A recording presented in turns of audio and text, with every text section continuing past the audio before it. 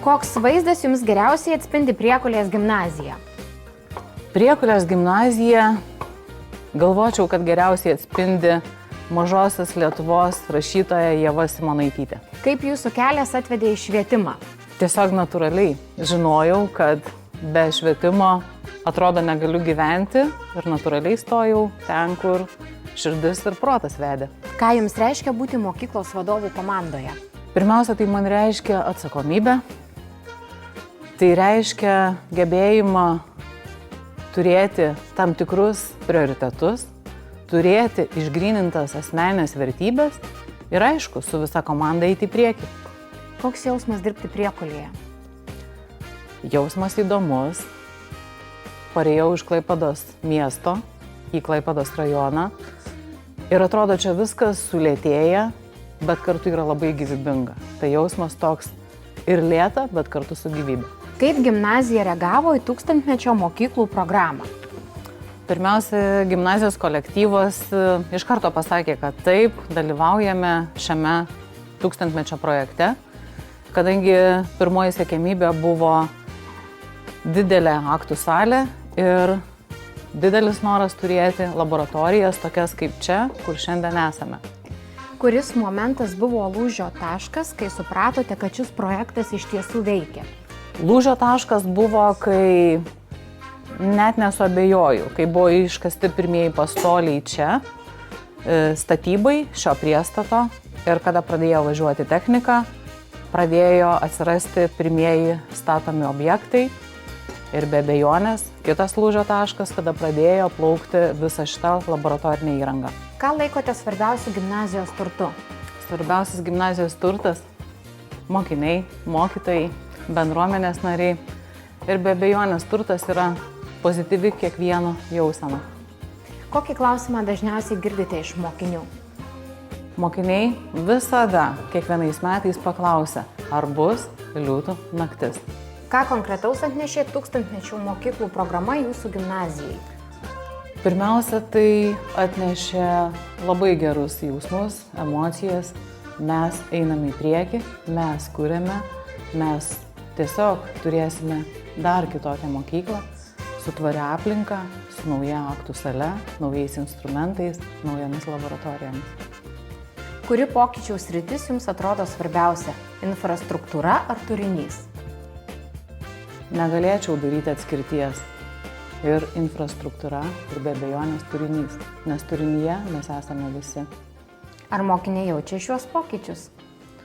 Taip, žinoma, susižavėję ir išties be galo gerai jaučia aplinką, kurioje gali kurti, kurioje gali daryti eksperimentus, kurioje gali turėti visiškai naują IT įrangą, kurioje gali eksperimentuoti, atrasti, filmuoti, galų gale groti naujais instrumentais, visiškai kitaip plėtoti savo kūrybiškumą. O kaip sekasi įtraukti mokytojus į naujoves? Kažkaip buvo visiškai paprasta, natūralu, nes mes turėjom jau ne vieną projektą ir į šį projektą atėjom turbūt, aš taip galvočiau, atvira širdim. Ir tas protas veikia, kad jeigu atvira širdis, tai protas irgi visiškai toks tvirtas, norintis, kad vaikam atiduoti kitokias žinias, kad vaikai galėtų turėti aplinką, kurioje skleidžiasi asmenybė. Koks projektas gimnazijoje sulaukė daugiausia entuziazmo? Daugiausia entuziazmo, jeigu kalbėti prieš 1000-mečio mokyklą, tai sulaukė kūrybinių partnerysčių, po to 1000-mečio projektas ir dabar po 1000-mečio mes jau spėjome įgyvendinti tvarių mokyklų projektą. O kokių įdomybių turite parodyti mums mokyklos kieme? Eikim, parodysiu. Loreta, kur mes čia esame? Mes esam 1000-mečio naujoj erdvėj, naujoj gamtos mokslų laboratorijai ir be abejonės kalėdiniam kupole, kuris netrukus bus papuoštas. Ką jums pavyko įgyvendinti su 1000-mečio mokyklų projektu greičiau nei tikėjotės? Net negalėčiau išskirti, kad kažkas buvo greičiau negu planavome. Viskas ėjo tolygiai, visiškai nuosekliai, tiek mokymai, tiek visa infrastruktūra. Ką 1000-mečio mokyklų projektas reiškia mažesnėms mokykloms? Manau, erdvė, kurioje laikas kurti, atrasti, eiti į priekį. O kokia buvo netikėta sėkmė? Netikėta sėkmė buvo mokytojų mentorystės kelionė į Norvegiją ir mokytojų tvari kelionė į Suomiją. Gal dar ką nors turite parodyti gimnazijos kieme? Žinoma, mes turime be galo daug gražių erdvių. Sveiki atvykę į gimnazijos terasą. Ką reiškia būti gimnazija, kuri tampa pavyzdžiu? Tai reiškia įsipareigoti asmeniškai, tai reiškia dalintis patirtimi ir turėti labai gerus potyrius. Ar keičiasi mokinių požiūris į mokymąsi? Jaučiu, kad keičiasi ir visa komanda apie tai po truputį kalbame, kad vaikam yra svarbus karjeros planavimas, asmeninė augtis ir jų pasiekimai, kurie lydės į tolimesnį kelią.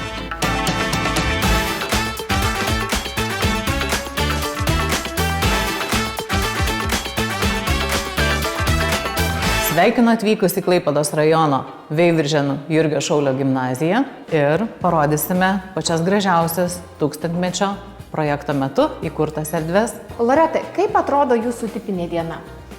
Oi, mano tipinė diena - 5 ryto kelimasis, atvykimas į darbą 6:30 ir be abejonės visų prioritetų persižiūrėjimas, o ką mes šiandien veikiame gimnazijoje. Kas yra svarbiausia? Tai yra vaikas, tai yra visi koridoriai, tai yra ir visi kolegos yra darbe. Jeigu reikia kažkam pagalbos, vadinasi, dėliojame visą tai iki 8 ryto. O po to natūralus darbo ritmas. Ką galvojate, kai mokiniai kritikuoja sistemą? Galvoju, kad jie turi teisę, nes jie yra tos sistemos dalis ir jie turi išreikšti savo nuomonę. Gal tai ne kritika, tai savasties ir savo nuomonės turėjimas. Tai tiesiog įžvalgos ir tai yra tiesiog natūralūs tarpusavio santykiai. Koks buvo drąsiausias mokinio klausimas, kurį esate girdėjusi? Galvočiau, kad drąsiausias mokinio klausimas kažkada, ar galima anksčiau ištekėti negu 18 metų. Ar visada buvote tokia aktyvi ir iniciatyvi? Realiai tai taip, visada buvau iniciatyvi ir darželyje, ir mokykloje, ir darbo aplinkoje. Ir būna tokių akimirkų, kada tiesiog natūraliai pavargsti. Ir yra vieta, kur galima mūsų tūkstantmečio mokyklose pailsėti. Tai yra sensorinė aplinka, sensorinis kambarys su natūraliomis, įdomiomis, spalvotomis priemonėmis. Kokį posakį kartojate dažniausiai? Labiausiai nesinori sakyti, lazda turi 2 galus, o realiai visada sakau, jei nenori būti sraigteliu, suktis pats gali, bet smagračiu būti visada geriau. Kokią vertybę laikote esminiu švietimo pagrindu? Švietimo pagrindu vertybinė prasme, manau, kad laimė. Nes laimingas žmogus atėjęs į švietimo įstaigą, pirmiausia, tai yra vaikas, vadovas, mokytojas, bendruomenė.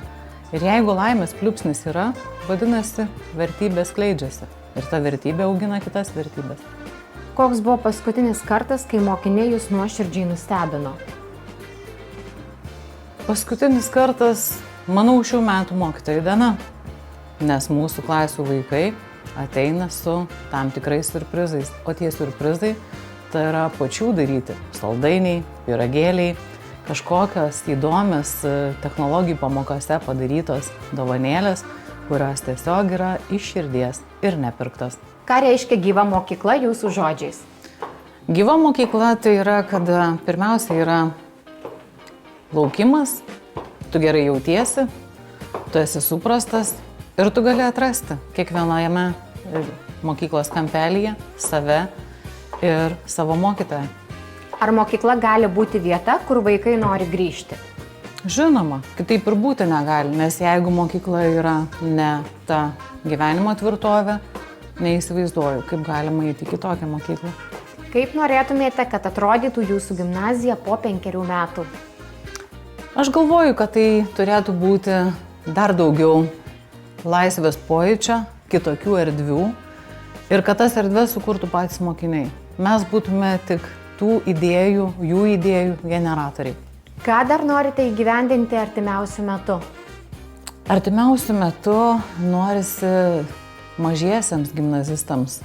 Aš manau, ne tik mūsų gimnazijoje, bet ir Veiviržėnų ir Klaipėdos rajono Vaivorykštės gimnazijoje, kuri yra 1000-mečio mokykla, sukurti tokias erdves, lauko erdves, kuriuose vyktų tikros, natūralios, gamtosauginės pamokos, savęs pažinimo pamokos ir kad net ta pati literatūra skleistusi lauko erdvėse. Tiesiog, kad mes nebūtume uždari vien tik patalpose. Ką pasiimtumėte į ateities mokyklą iš šios dienos? Iš šios dienos pasiimčiau tą žiemos gaivą, tą natūralų širdies plakimą ir žvilgančias vaikų akis. Tegu jos ir žvilga kiekvieną dieną. Ar švietimas Lietuvoje keičiasi pakankamai greitai? Na, galvočiau, kad yra sąstingio taškų, bet būčiau neteisi, sakydama, jog nesikeičia, keičiasi. Tik mes turėtume kartu visi jausti tą švietimo tempą. Mokykla, švietimo skyriai, švietimo mokslo ir sporto ministerija. Mes turime turėti bendrystę. Mes neturime dirbti tik su dokumentais, turime turėti ramius, atsvarius atskaitos taškus. Iš anksto žinoti, kokie yra numatomi didžiuliai projektai, mažesni projektai, kada ir per kiek jie bus įgyvendinami.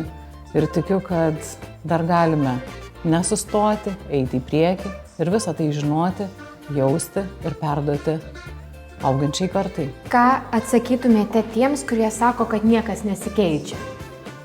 Paklausčiau, o kas nesikeičia?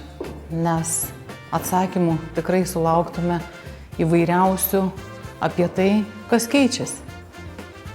Ką reiškia stipri pedagogų komanda? Stiprioje pedagogų komandoje pirmiausia yra darna, yra vertybinis pagrindas, yra tikėjimas tuo, ką darai.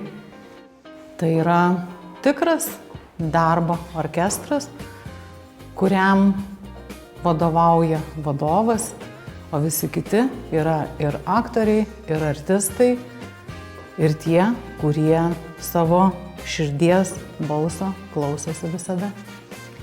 Ko palinkėtumėte mokytojams šiemet? Pirmiausia sveikatos.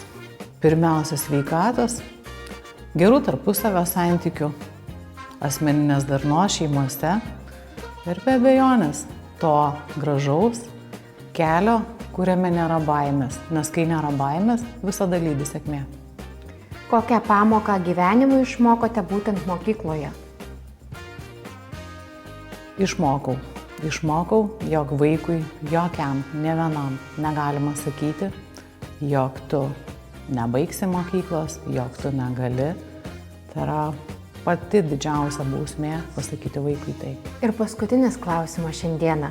Jei galėtumėte perduoti vieną žinutę visai Lietuvos švietimo bendruomeniai, kokia ji būtų? Švietimo bendruomeniai norisi pasakyti, kad juk mes esame šviesuliai. Mes esame šviesuliai, kurie užauginame Lietuvos ateitį. Auginame šiandien nuo pačio mažiausio. Ir tai, ką mes vertybiškai pirmiausia įdėsime į šios vaikus, kurie dabar yra Lietuvoje ir visame pasaulyje, mes ir turėsime labai gerus mokytojus, be galo stiprius gydytojus, architektus, statybininkus, policininkus ir bet kurios grandies specialybės žmonės. Lietuvoje yra tiek daug gražių dalykų, tik mes turime kalbėtis ir susikalbėti, bendrauti ir tą bendrystę paversti Lietuvos ateitimi. O mokytojai, švietimo bendruomenės, vadovai, Klaipėdos rajono ir savivaldybės ir švietimo bendruomenė tikrai tą gali, tikrai tą daro, tikrai eina tuo gražiu, tvariu keliu, pastoviai komunikuoja, turi stiprius strateginius tikslus. Ir aš manau, kad tik įsiklausimas ir ta darna tikrai atskleis didžiulės galimybės pirmiems 5 metams arba į kitų 2030-ųjų, nors strategija Lietuvos yra jau dabartinė iki 2050-ųjų, o kiek jie skaitė, kas neskaitė, tegu įsiskaito ir tegu nešioja širdyje. Jeigu nors vieną iš strategijos dalyką įgyvendinsim, tikrai mūsų jaunoji karta bus be galo stipri, geranoriška, pažangi ir tvirtai stovės ant žemės ir jausis šitos šalies žmogumi.